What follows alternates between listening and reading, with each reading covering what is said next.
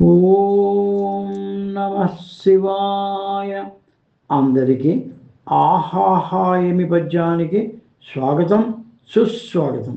ఈరోజు సుమతి శతకంలోని ఓ అద్భుతమైన పద్యంలో ఇమిడి ఉన్న అత్యంత ఆసక్తికరమైన, అందరూ తప్పక అనుసరించదగ్గ ఒక మంచి సందేశాన్ని కథారూపంగా చూద్దామా?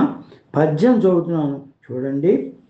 ఉపకారికి ఉపకారము విపరీతము కాదు సేయ వివరింపంగా, అపకారికి ఉపకారము నెపమెన్నక చేయువాడే నేర్పరి సుమతి.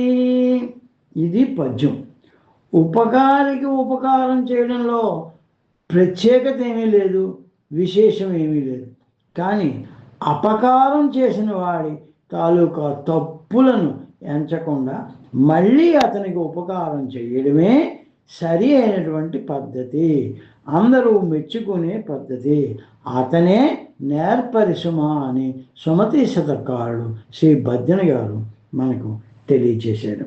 ఇది భారతీయులే కాదు, ప్రపంచ ప్రజలందరూ అత్యంత శ్రద్ధతో అనుసరించదగ్గ వజ్రము లాంటి సందేశం. ఇప్పుడు మనం ఈ పద్యాన్ని ఆధారం చేసుకున్న ఒక కథను చూద్దామా? ఒక ఊళ్ళో జయసింహుడు అనే ఓ రైతు ఉండేవాడు. అతడు సింహంలాగే భయంకరంగా ఉండేవాడు. పొగరబోతు కూడా, కోపిష్టి కూడా. ఇతరులతో ప్రతిదానికి పోట్లాడేవాడు. ఊళ్ళో వాళ్ళతో ఎప్పుడు ప్రేమగా మాట్లాడేవాడే కాదు, ఎవరైనా ఊర్లో ఎదురైతే నమస్కారం కూడా చేసేవాడు కాదు. ఇతర రైతులు అతన్ని పొగరబోతుగాను, కోపిష్టిగాను జమకట్టి అతనికి దూరంగా ఉండేవాడు. ఆ ఊళ్ళోనే దయాసాగర్ అనే ఓ రైతు ఉండేవాడు. అతను చాలా మంచివాడు, నమ్మదస్తుడు, వినయశీలి. ఊళ్ళో అందరికీ తనకు చేతనైన సహాయం చేసేవాడు, సలహాలు ఇచ్చేవాడు, గౌరవం సంపాదించేవాడు. ఆ జయసింహుడు నాతో తగువు పెట్టుకుంటే నేను అతన్ని మట్టి కరిపిస్తాననేవాడు. గ్రామస్తులంతా ఆ ఇంటి వైపే వెళ్ళొద్దని, అతను కోపిష్టని, పొగరబోతని, అతనికి దూరంగా ఉండాలని, అతను జగడాల మారని ఇతనికి సలహాలు ఇచ్చేవారు దయాసాగరుడికి. దయాసాగరుడు మెత్తని మనిషిని, చీమకు కూడా అపకారం చేయని వాడని, జయసింహుని చంపడం కాదు కదా, కనీసం తిట్టడం కూడా చేయలేడని మనసులోనే నవ్వుకునేవారు ఆ గ్రామ ప్రజలు. ఆ మాటలు విన్న జయసింహుడు ఒకసారి కోపంతో ఊగిపోయాడు. ఎలాగైనా దయాసాగర్ని ఢీకొనాలని అనుకున్నాడు. తన ఎద్దుల్ని అతని పొలంలోకి పంపించాడు. ఎద్దులు దయాసాగర్ పొలాన్ని పాడు చేసే, కానీ దయాసాగరుడు ఎద్దుల్ని బయటికి తరిమేశాడు, కానీ కిమ్మనలేదు. అలాగే ఒకసారి పొలంలోని నీళ్ల గొట్టాలని పాడు చేశాడు జయసింహుడు. ఆ గొట్టాలన్నీ మరమ్మతు చేసుకున్నాడు దయాసాగరుడు, కానీ పల్లెత్తు మాట అనలేదు జయసింహుని. జయసింహుడు రోజు ఏదో విధంగా దయాసాగరునికి నష్టం కలిగించేవాడు. కొండంత ఓర్పు ప్రదర్శించేవాడు దయాసాగరుడు. ఓ రోజు దయాసాగరునికి ఒక బంధువు తీయని బొప్పాయి పళ్ళు కొన్ని పంపించాడు. గ్రామంలోని ప్రతి వారికి ఆ బొప్పాయి పళ్ళు పంచాడు దయాసాగరుడు. అలాగే జయసింహుడికి కూడా పంపించాడు.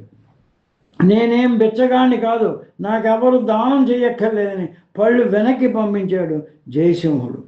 ఇలా ఉండగా కొన్ని రోజులకి వానాకాలం వచ్చింది. జయసింహుడు బండిలో ధాన్యం నింపుకొని పొరుగురు నుంచి వస్తున్నాడు.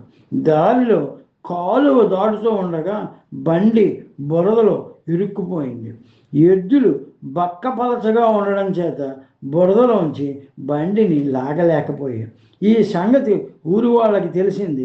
వాడికి తగిన శాస్తి జరిగిందని గమ్మున ఉండిపోయారు. కానీ దయాసాగరుడు తన బలిష్టమైన ఎద్దులతో తన బండి తీసుకుని కాలువ దగ్గరికి వెళ్ళాడు. అజయసింహుడు నీకెంతో హాని చేశాడు, నువ్వు అతన్ని చంపేస్తానన్నావు, ఇప్పుడు అతనికి సాయం చేయడానికి వెళ్తున్నావు, ఏమిటిదంతా అని అడిగారు గ్రామస్తులు. నేను ఈరోజు అతన్ని తప్పకుండా చంపేస్తాను, రేపు పొద్దున్న చూద్దురు గాని అని దయాసాగరుడు కాలువ వద్దకు వెళ్ళాడు. అతని బండిని ఎద్దుని చూసి నాకెవరి సహాయం అక్కర్లేదు, నువ్వు వెనక్కి వెళ్ళిపో అని కేకలేశాడు జయసింహుడు గట్టిగా.